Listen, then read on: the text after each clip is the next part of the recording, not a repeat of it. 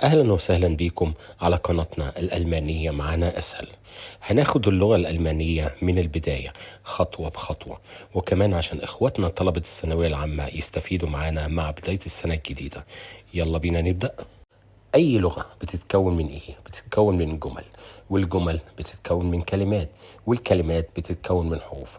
عشان كده هنبدأ بالأبجدية الألمانية. Das deutsche Alphabet. الحروف الأبجدية الألمانية بتتكون من 30 حرف، هننطقهم مع بعض. هم 26 حرف أساسي و3 بالأملاوت، وحرف ليه شكل مميز لوحده. A A B B C C D D E E F F G G H H I I J J K K L L M M N N O O P P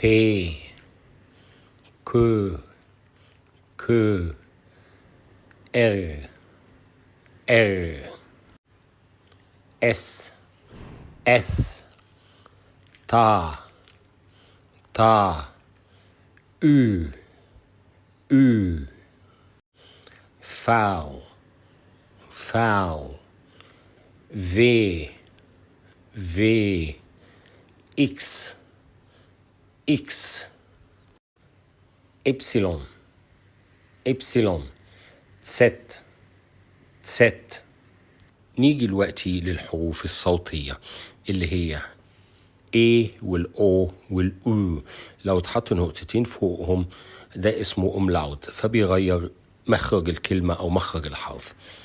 فالأولانية A، التانية O، التالتة U. وده شكل توضيحي يوريك ازاي حركة البق مع كل حرف من حروف الأملاوت. واخر حرف واللي ليه شكل مميز زي ما قلت لكم في الاول الاس ست، بيتكتب بالطريقه اللي انتوا شايفينها دي، او بيتكتب حرفين اس جنب بعض.